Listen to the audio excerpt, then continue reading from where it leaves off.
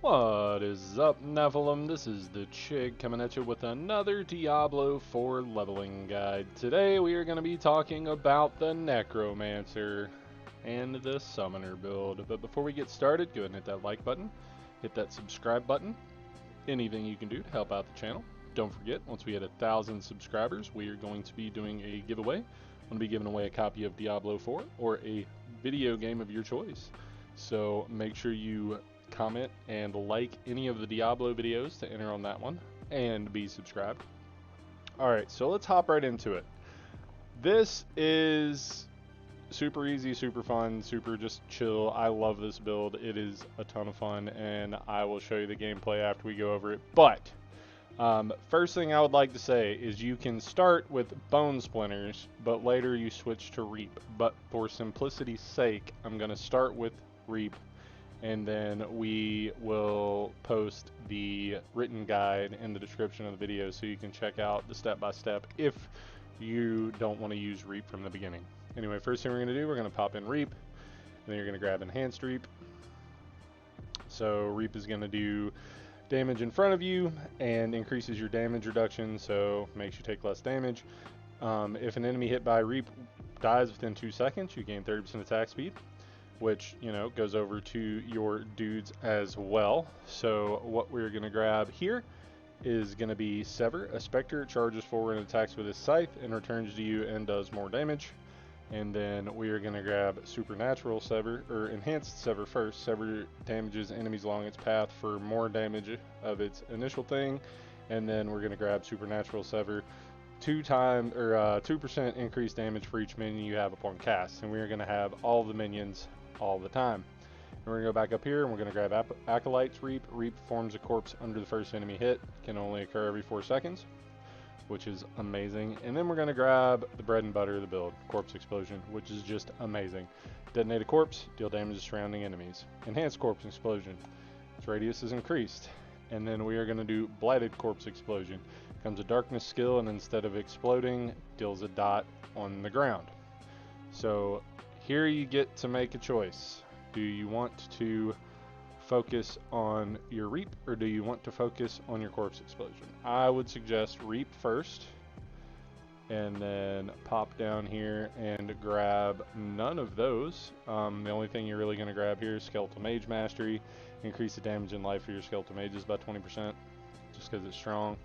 Grab a couple more points in Sever, grab a couple points in Corpse Explosion to get you to bring down here to grab Corpse Tendrils. It's going to pull out all the enemies, stun them for 3 seconds, deal damage, does not consume the corpse. And then Enhanced Corpse Tendrils, they're going to be slowed before being pulled. We're going to grab Plagued Corpse Tendrils. It's going to make the enemies vulnerable. So we're going to be doing a little extra damage to them. And then we're going to go back up here, pop another point into Corpse Explosion, and then we will have to spend 2 more points before we can continue. So what we'll do is we will put 1 point in Unliving Energy and 1 point into Imperfectly Balanced. You deal more damage at the cost of more spirit. And then we will roll on down here, put 1 point in the Golem Mastery. At this point you'll have to do the quest to get your Golem, which is totally worth it. This is going to increase the damage and life of your Golem by 1. And then we are going to, and by 1 I mean by 25%, not by 1, for starters. And then we are going to put 1 point into Inspiring Leader. After you've been healthy for at least 4 seconds, you and your minions gain more attack speed, which is chef's kiss, right? And then we will pop back up here by Corpse Explosion, and we will grab Grim Harvest. Consuming a corpse grants 2 essence, and then Fueled by Death, you deal increased damage. So we got 6 more points to spend, so we'll go ahead and max these out because they're OP. You can go ahead and put points in basically any of these to get down to the bottom, because you're going to fill them all out later anyway. And then you're going to come down here and you're going to grab Shadow Blight. Alright, Shadow Blight. Shadow damage inflicts enemies with Shadow Blight for 2 seconds. You and your minions deal extra damage to enemies every 10th time an enemy receive shadow damage from you or your minions while they're affected by shadowed blight. They take extra damage, so it's just going to make you a little stronger. At this point, you're level 35, you have all of your stuff, so what we're going to do is run around and just put points in stuff. So Reaper's Pursuit, damaging enemies with the darkness skill, gives you movement speed. Crippling Darkness, have a 15% chance to stun for 1 second, which is kind of cool. And then we will go ahead and put 3 points in Terror, deal extra damage to slowed enemies, and extra damage to enemies who are stunned or immobilized. And then we'll put 3 points in Gloom. Whenever you damage an enemy with a darkness skill, they take increased damage from your minions. And then we will also put more points into, actually, Inspiring Leader. Alright, let me see. Still got 16 points to spend. Help! I need help. No, I'm just kidding.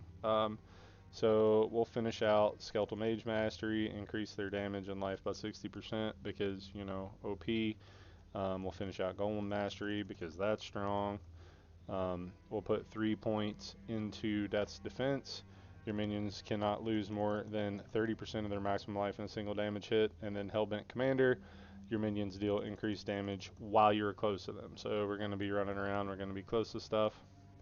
And we already have those maxed.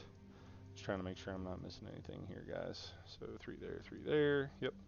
Go ahead and put 3 points into Skeletal Mage Mastery because that's OP. We like that. Or Skeletal Warrior Mastery. I'm sorry, that's what I meant to say. And then, yeah, just finish out everything where you didn't already have points. Actually, you can only put 1 point in Unliving Energy and put 3 points in Hued Flesh because your damage has a 12% chance to create a corpse at the target location. Alright, so this is going to get you to level 50. This is going to help you start farming. Super easy, barely an inconvenience. Let me show you how the build works. I don't have any of the gear. I think I might have one thing. Yeah, I have extra skeletal warriors, and I think that's it. My skeletons can gain a little bit of extra life, and then I don't even have the skills for my other ones, so we're gonna go ahead and do some stuff, man. Let's go. So you're just gonna basically spend your stuff where you can and, you know, raise up skeletons where you can, and once you drop a dude, you pop the dudes, and it's just super easy. This is such an easy build, like, and just make sure you're using your corpses, make sure you're keeping up your buffs, and like using your buffs when you can. Like, it's just super easy. It's probably the easiest build to play, to be completely honest. It's like the easiest to level up and stuff with, but like one of the hardest to actually like play, because you have all the management of stuff, which is, you know, kind of cool, as well as, you know, interesting and all that. But like, you don't have to do anything. It's literally like stand back and watch your dudes do stuff. Pull them in and blow up the corpses, and your dudes kill everything. Alright, I'm not going to finish this. I'm just going to kill a couple of elites and just kind of show you how easy it is. You want to keep up your buffs and stuff, but like, you know, aside from keeping up your skeletal buff, you really don't have much you got to do. Spend your resource on Sever. Or not Sever, I think it's called Sever. Yeah, spend your resource on Sever. Make sure you're popping your corpses when you can, you know, just to use them. You know, but aside from that, like, you know, you're going to be making corpses with your dudes. They're going to make corpses for you. Because of the Book of the Dead, we'll go over that in just a second. Look, we got the Butcher right here. Let's see if we can kill the Butcher. I don't know if I can. I'm going to try. I've never actually fought the Butcher with one of these guys, so I don't know if I can or not.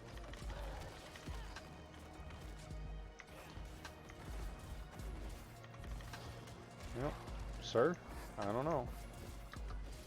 It's gonna be cool if I do, because like I'll have it on camera.